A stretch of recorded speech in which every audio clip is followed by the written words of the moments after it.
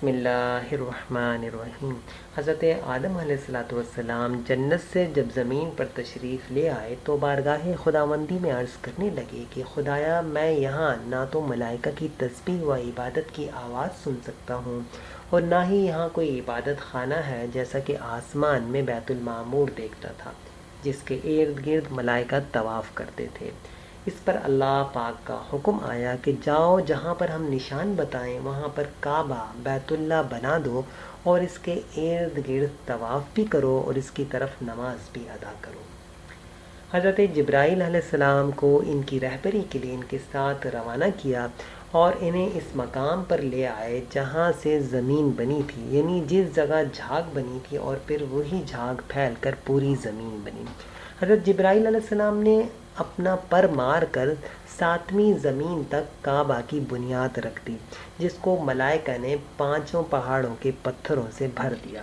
وہ پہاڑ کوہ طور، کوہ لبنان، کوہ جودی، کوہ طور سینا اور کوہ ہیرا ہیں۔ بنیاد بھرنے کے بعد نشان کے لیے چاروں طرف کی دیواریں بھی اٹھائی گئیں۔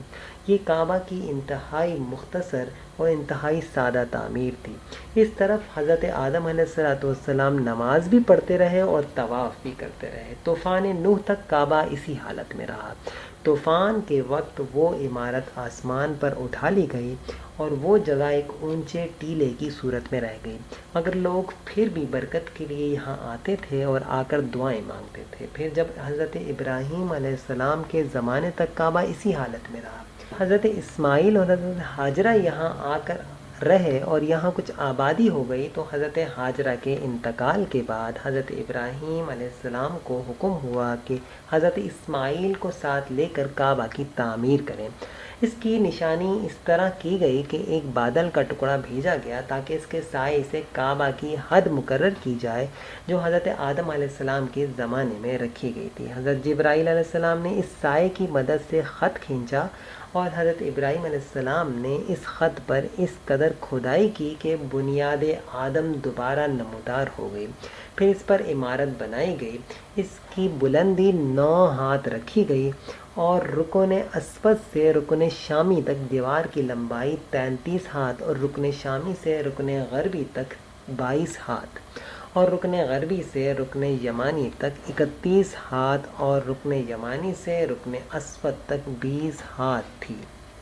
اس طرح خانہ کعبہ کی عمارت مستطیل کی شکل میں بنائی گئی جیسا کہ آج ہمیں نظر آتی ہے۔ حضرت ابراہیم علیہ السلام نے خانہ کعبہ کے اندر ایک تغار سا بنایا تاکہ کعبہ کے لیے جو نذرانے اور تحفے آئیں وہ اس میں رکھے جا سکیں۔ اس کے دروازے 2 تھے، ایک داخل ہونے کے لیے اور ایک نکلنے کے لیے۔